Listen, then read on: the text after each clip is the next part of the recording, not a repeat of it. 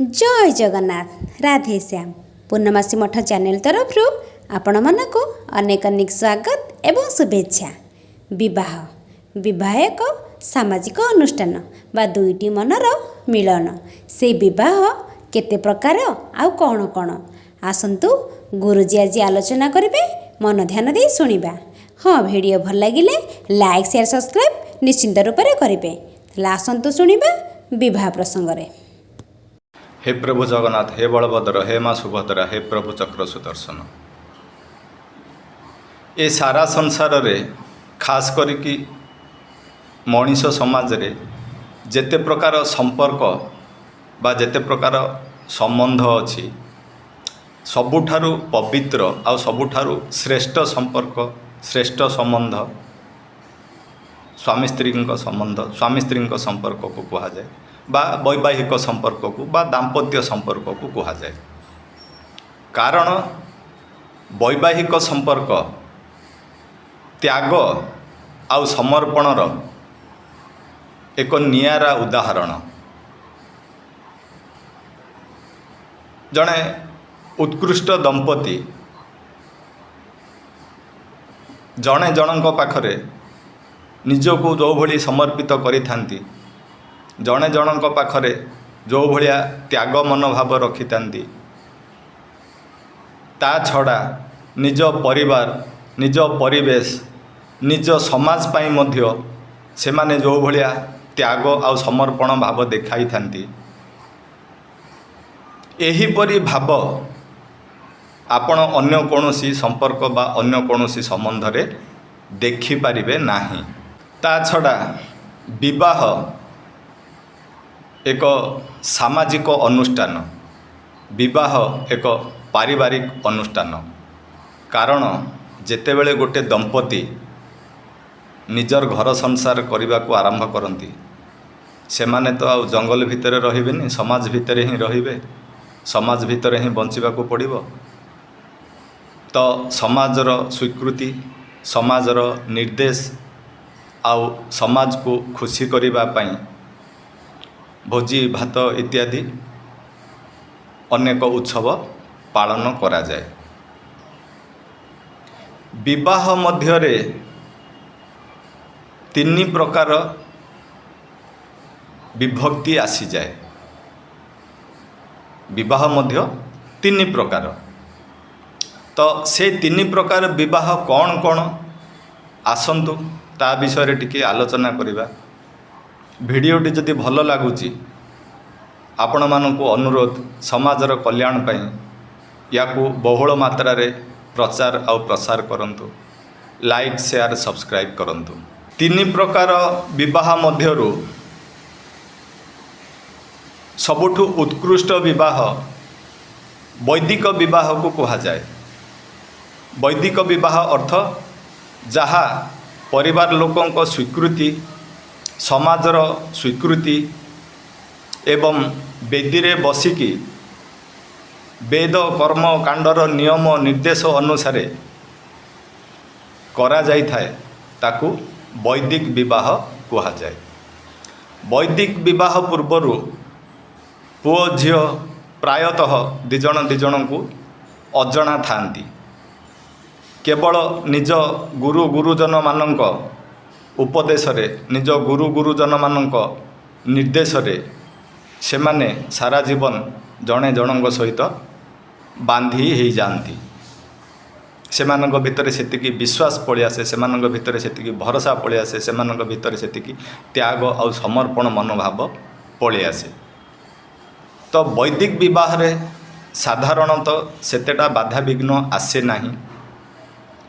जदि भी किछि बाधा विघ्न आसे, जेहेतु एटा संपूर्ण पारिवारिक स्वीकृति रे संपूर्ण सामाजिक स्वीकृति रे संपूर्ण बंधुबांधव स्वीकृति रे होई थाए, किछि भी असुविधा आसिले समस्ते पलि आसंती सहयोगर हाथ बढ़ाइबा पाई। ता छड़ा जेहेतु गोटे पुओ झियो नुआ करी दाम्पत्य जीवन काटिबे, निजर घर संसार करिबे, फेरे निजर नेक्स्ट पीढ़ी को जन्म देबे, सेथिपई विभिन्न प्रकार ଯଜ୍ଞ ପୂଜା ହୋମ ଇତ୍ୟାଦି କରି ଦେବତା ଲୋକ ପିତୃଲୋକ ଇତ୍ୟାଦିଙ୍କୁ ସନ୍ତୁଷ୍ଟ କରାଯାଏ ସେମାନଙ୍କର ଆଶୀର୍ବାଦ କାମନା କରି। ସେମାନଙ୍କ ଆଶୀର୍ବାଦ ମିଳିଲେ ଏମାନଙ୍କ ଦାମ୍ପତ୍ୟ ଜୀବନ ସୁଖମୟ ହେବ। ତା ଛଡ଼ା ବିଭିନ୍ନ ପ୍ରକାର ସମ୍ପର୍କ ସମାଜର ପରିବାରର ସାହି ପଡ଼ିଶା ଲୋକଙ୍କୁ ଡାକି ଭୋଜି ଭାତ ଖୁଆଇ ସେମାନଙ୍କ ଠାରୁ ମଧ୍ୟ ଆଶୀର୍ବାଦ ଭିକ୍ଷା କରାଯାଏ। ଏଇଥିରେ ବହୁତ କିଛି ନବଦମ୍ପତିମାନଙ୍କର କଲ୍ୟାଣ ହେଇଥାଏ। ତା ଛଡ଼ା ବୈଦିକ ବିବାହରେ ପ୍ରାୟ ଏକା ଜାତିରେ ହିଁ ବିବାହ ହୋଇଥାଏ। ତାଳମେଳ ରଖୁଥିବା ସଂସ୍କାର, ତାଳମେଳ ରଖୁଥିବା ସଂସ୍କୃତି, ତାଳମେଳ ରଖୁଥିବା ପରମ୍ପରା ଏବଂ ଖାନଦାନୀ ପିଢ଼ି ସବୁକୁ ଦେଖାଯାଏ। ଯାହା ଫଳରେ ଗୋଟେ ନବବଧୂ ତା'ର ଶ୍ୱଶୁରାଳୟରେ ଚଳିବାଟା ଏତେ ଅସୁବିଧା ହୁଏନି। କାରଣ ସିଏ ସେଇଭଳି ସଂସ୍କାର, ସେଇଭଳି ପରମ୍ପରା, ସେଇଭଳି ସଂସ୍କୃତିରୁ ଆସିଥାଏ। ଠିକ୍ ସେହିଭଳି ଜ୍ୱାଇଁ ପୁଅଟି ବା ପୁତ୍ରଟି ମଧ୍ୟ ତା'ର ଶ୍ୱଶୁରାଳୟରେ ଚଳିବାଟା ଏତେ ଅସୁବିଧା ହୁଏନି। କାରଣ ସିଏ ମଧ୍ୟ ସେଇ ଏକା ଭଳିଆ ସଂସ୍କୃତି ପରମ୍ପରା ଇତ୍ୟାଦିରୁ ଆସିଥାଏ। ତ ଦୁଇଜଣ ଯାକର ପରିବାର ପ୍ରତି ମଧ୍ୟ ଦୁଇଜଣ ଯାକର ଉଚିତ ସମ୍ମାନ ସ୍ନେହ ଶ୍ରଦ୍ଧା ଭକ୍ତି ଇତ୍ୟାଦି ରହିଥାଏ। ଏସବୁ ବୈଦିକ ବିବାହର ଉପକାର। ସେଥିପାଇଁ ତ ସବୁବେଳେ କୁହାଯାଇଛି କି ନିଜର ଔକାତ ଦେଖି ବିବାହ କର। ଔକାତ ଅର୍ଥ କେବଳ ଏହା ନୁହଁ କି ଧନ। ଔକାତର ଅର୍ଥ ଚରିତ୍ର, ଔକାତର ଅର୍ଥ ସଂସ୍କୃତି, ଔକାତର ଅର୍ଥ ପରମ୍ପରା ଅଭ୍ୟାସ ଇତ୍ୟାଦି ଇତ୍ୟାଦି ଇତ୍ୟାଦି। ତ ତିନି ପ୍ରକାର ବିବାହ ମଧ୍ୟରୁ ସବୁଠୁ ଉତ୍କୃଷ୍ଟ ବିବାହ ହେଲା ବୈଦିକ ବିବାହ, ଯାହା ସମ୍ପୂର୍ଣ୍ଣ ରୂପେ ପରିବାର ସମ୍ବନ୍ଧ ଆଉ ସମାଜର ସ୍ୱୀକୃତି ଆଉ ନିର୍ଦ୍ଦେଶ ଅନୁସାରେ ହିଁ ହେଇଥାଏ। ଦ୍ୱିତୀୟ ପ୍ରକାର ବିବାହ ହେଲା ଗାନ୍ଧର୍ବ ବିବାହ। ଗନ୍ଧର୍ବମାନେ ଯେଉଁ ଭଳିଆ ବିବାହ କରୁଥିଲେ ସେଇଭଳିଆ ବିବାହ। ପୁଅ ଝିଅ ଜଣେ ଜଣଙ୍କୁ ପସନ୍ଦ କରି, ପୁଅ ଝିଅ ଜଣେ ଜଣଙ୍କୁ ଭଲ ପାଇ ସେମାନେ ମନେ ମନେ ସ୍ଥିର କରି ନିଅନ୍ତି ବିବାହ କରିବା ପାଇଁ, କିମ୍ବା ଲୁକାୟିତ ଭାବେ ସମାଜର ଅଜଣାରେ, ପରିବାରର ଅଜଣାରେ, ଗୁରୁ ଗୁରୁଜନମାନଙ୍କ ଅଜାଣରେ ବିବାହ ମଧ୍ୟ କରିଦିଅନ୍ତି। ଆଜିକାଲି ଏଇଭଳିଆ ବିବାହ ସମାଜରେ ବହୁଳ ମାତ୍ରାରେ ଚାଲିଲାଣି। କେବଳ ଗୁରୁ ଗୁରୁଜନମାନେ ନିନ୍ଦାରୁ ବଞ୍ଚିବା ପାଇଁ ବା ନିନ୍ଦାରୁ ବର୍ତ୍ତିବା ପାଇଁ ଗାନ୍ଧର୍ବ ବିବାହଟାକୁ ଲଭ୍ କମ୍ ଆରେଞ୍ଜ କରେଇ ଦେଉଛନ୍ତି। କାରଣ ଲଭ୍ କମ୍ ଆରେଞ୍ଜ କରେଇଦେଲେ ସମାଜରୁ କିଛିଟା ସ୍ୱୀକୃତି ମିଳିଯିବ, ପରିବାର କିଛିଟା ସ୍ୱୀକାର କରିଯିବେ। ତ ଏସବୁ ହବାର କାରଣ ଆଜିକାଲି ପ୍ରାୟ ସମସ୍ତେ ପାଶ୍ଚାତ୍ୟ ସଭ୍ୟତା, ପାଶ୍ଚାତ୍ୟ ପରମ୍ପରା, ପାଶ୍ଚାତ୍ୟ ସଂସ୍କୃତିକୁ ଅନୁକରଣ କଲେଣି। ତ ସେଇ ହିସାବରେ ଲୋକଙ୍କ ଭିତରେ, ଲୋକଙ୍କ ମନରେ, ପୁଅ ଝିଅମାନଙ୍କ ଭିତରେ, ପୁଅ ଝିଅମାନଙ୍କ ମନରେ ପରିବର୍ତ୍ତନ ଆସିଗଲାଣି। ସେମାନେ ମନ ଇଚ୍ଛା ଗାନ୍ଧର୍ବ ବିବାହ କରୁଛନ୍ତି। କିନ୍ତୁ ଯେତେବେଳେ ଅସୁବିଧା ପଡ଼ୁଛି ସେତେବେଳେ ସମାଜ ଠାରୁ ହେଉ କିମ୍ବା ବନ୍ଧୁବାନ୍ଧବଙ୍କ ଠାରୁ ହେଉ କିମ୍ବା ପରିବାର ଠାରୁ ହେଉ ଏମାନଙ୍କୁ ଆଉ ଏତେଟା ସାହାଯ୍ୟ ସପୋର୍ଟ ମିଳେ ନାହିଁ। କାରଣ ସେମାନଙ୍କ ବିନା ନିର୍ଦ୍ଦେଶରେ ତ ଏମାନେ ବିବାହ କରିଥାନ୍ତି। ସେମାନଙ୍କୁ ଲୁଚେଇ ଛପେଇକି ଏମାନେ ଜଣେ ଜଣଙ୍କୁ ପସନ୍ଦ କରିଥାନ୍ତି। ତ ଅସମୟ ବିପତ୍ତି ସମୟରେ ହଠାତ୍ ସହଜେ ଜଣେ ସହଯୋଗର ହାତ ବଢ଼ାଏନି। ତା ଛଡ଼ା ଗାନ୍ଧର୍ବ ବିବାହରେ ବହୁତ ମାତ୍ରାରେ ଚାରିତ୍ରିକ ଦୋଷ ରହିଥାଏ ଉଭୟ ପୁଅ ଆଉ ଝିଅଙ୍କର, ଯାହା ପରବର୍ତ୍ତୀ ସମୟରେ ବିବାହ ବିଚ୍ଛେଦର କାରଣ ହୋଇଯାଏ। गुड़िए गंधर्व विवाह प्रलोभन रे पड़ी पुओ झील माने करती, जार फल मध्य समय आसिले खराब ही हुए।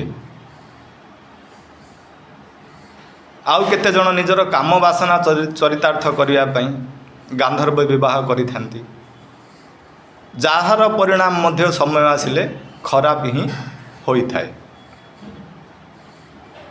तो आपण देखंतु ना, आग लोक सिविल कोर्ट को भय करथिले जमी जमा केस रे, कहीं कारण जजमेंट आसु आसु बहुत समय लगी जाउथिला। आज डेट रे फैमिली कोर्ट रे जेतिकी पिटिशन पड़ुची लोक बाहा हवा को भय करि गलेनी। सेथिबे सुप्रीम कोर्ट मध्य कहिदेला लिविंग टुगेदर रही पारिबो, कारण मनीष भितर तो जहाँ हॉर्मोन सिक्रेशन होउची से हिसाब रे मनीष भितर विकार सृष्टि होब। तो पूरा समाज को कहीं खराब करिवो, बरं जनक सहित लिविंग टुगेदर रही जाओ। तो फैमिली कोर्ट रे एते पिटिशन पड़ुची, जजमेंट आसु आसु आसु आसु सहज तो पुओ झील माने बाहा हो 30 32 35 38 हो जाई, जजमेंट आसु आसु माने बुढ़ा हो जाउचंदी, पूरा जीवन बर्बाद हो जाउची। ना ए कूल रही पारुचंदी ना से कूल रही पारुचंदी। ए सबु गांधर्व विवाहर परिणाम आपण माने निजे देखुथिबे।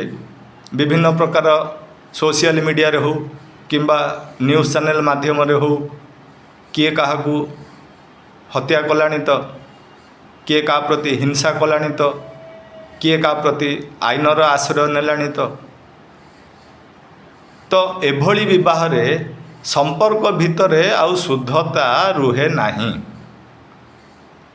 केवल निजर स्वार्थ पूरण हो किंबा निजर काम बासना को चरितार्थ करने पाई लोके गांधर्व विवाह करती। ता छड़ा जो संतान मानू भी से माने जन्म दियंती, से माने भी सही डीएनए रु ही जन्म नियंती। से परंपरा, से संस्कृति, से सभ्यता से भितर भी विकसित हो जाए। तो कहवा को गले दाम्पत्य विवाह रे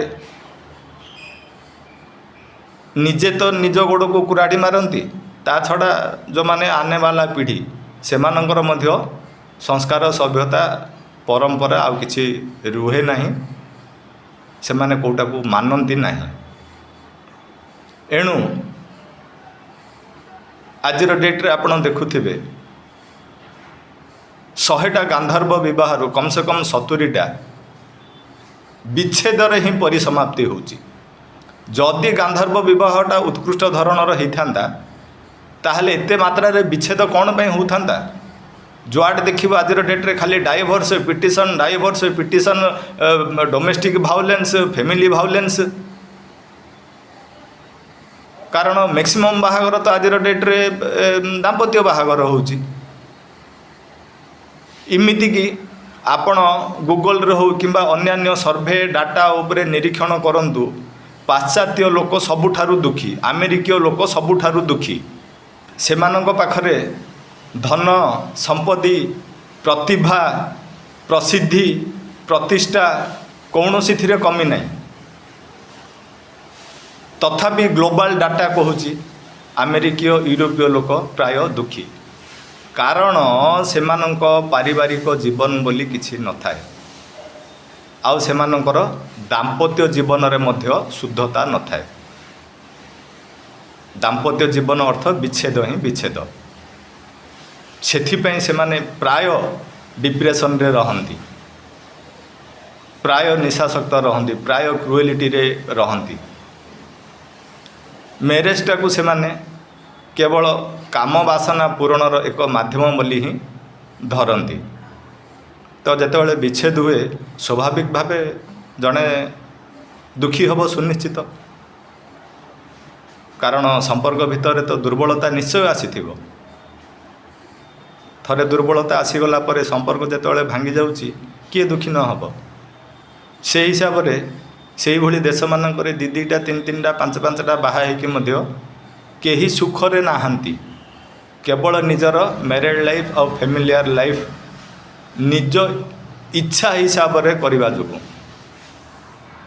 आजिकाली ଠିକ୍ ସେହିଭଳି ସମାଜରେ ଚଳି ଆସିଲାଣି। ସେହି ହିସାବରେ ପୁଅ ଝିଅମାନଙ୍କ ଭବିଷ୍ୟତ ମଧ୍ୟ ନଷ୍ଟ ହୋଇଯାଉଛି, ସୁଖ ଶାନ୍ତିରେ ରହିପାରୁନାହାନ୍ତି। ତ ଗାନ୍ଧର୍ବ ବିବାହ ଅପେକ୍ଷା ବୈଦିକ ବିବାହଟା ବହୁତ ଉତ୍କୃଷ୍ଟ। ଏଣୁ ଆପଣମାନେ ବୈଦିକ ବିବାହକୁ ପ୍ରାଧାନ୍ୟତା ଦିଅନ୍ତୁ। ତୃତୀୟ ପ୍ରକାର ବିବାହ ହେଲା ଆସୁରିକ ବିବାହ। ତାକୁ ଆସୁରିକ ବିବାହର ଆଖ୍ୟା ଦିଆଯାଇଛି।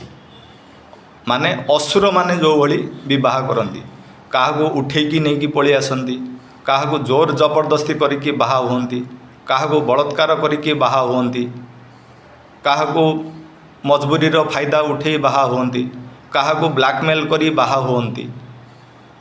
ତ ଏଭଳି ବାହାଘରକୁ ବାହାଘର କହିବାଟା ମଧ୍ୟ ଭୁଲ। କିନ୍ତୁ ଆଜିକାଲିକା ଆଧୁନିକ ସମାଜରେ ଏଇଭଳି ଆସୁରିକ ବିବାହର ପ୍ରଚଳନ ମଧ୍ୟ ଦେଖାଦେଲାଣି। ଲୋକ ସ୍ୱାର୍ଥରେ ପଡ଼ିକି ହେଉ କିମ୍ବା ଲୋଭରେ ପଡ଼ିକି ହେଉ କିମ୍ବା କାମ ବାସନା ଯୋଗୁଁ ହେଉ, ଅନ୍ୟ ଜଣଙ୍କର ବିନା ସ୍ୱୀକୃତିରେ ଜୋର ଜବରଦସ୍ତି ବାହା ହେଉଛନ୍ତି କିମ୍ବା ବ୍ଲାକମେଲ୍ କରି ବାହା ହେଉଛନ୍ତି କିମ୍ବା ମଜବୁରୀର ଫାଇଦା ଉଠାଇ ବାହା ହେଉଛନ୍ତି କିମ୍ବା ବଳାତ୍କାର କରିକି ବାହା ହେଉଛନ୍ତି। ଏଭଳି ବାହାଘରରେ ଜଣଙ୍କର ପ୍ରତି ତ୍ୟାଗ ଆଉ ସମର୍ପଣ ଭାବ ନଥାଏ। କେମିତି ରହିବ? ଦାମ୍ପତ୍ୟ ଜୀବନ ଅର୍ଥ ଦୁଇଟା ଶରୀର, ଦୁଇଟା ମନ, ଦୁଇଟା ହୃଦୟ, ଦୁଇଟା ଆତ୍ମା ଗୋଟେ ହେଇଯାଏ। ଏଠି କେବେ ହେଇପାରିବ କି? ଜଣେ ଜଣକୁ ଜୋର ଜବରଦସ୍ତି କରିକି, ଜଣେ ଜଣଙ୍କୁ ବଳାତ୍କାର କରିକି, ଜଣେ ସ୍ୱାର୍ଥ ପାଇଁ, ଲୋଭ ପାଇଁ ଆଉ ଜଣକୁ ୟୁଟିଲାଇଜ୍ କରିବ, ବାହା ହେବ, ସେଇଥିରେ କ'ଣ ଶୁଦ୍ଧତା ଆସିବ? ତ ଏପରି ବାହାଘର କେବଳ ନିଜର କାମ ବାସନା ଚରିତାର୍ଥ କରିବା ଛଡ଼ା ଅନ୍ୟ କିଛି କରିପାରେ ନାହିଁ। ଏହାକୁ ସମ୍ପର୍କ ବୋଲି କୁହାଯିବା ବି ଉଚିତ ନୁହଁ। ତଥାପି ସମାଜରେ ଏଭଳି ବହୁତ ଦୃଷ୍ଟାନ୍ତ ଆସିଲାଣି।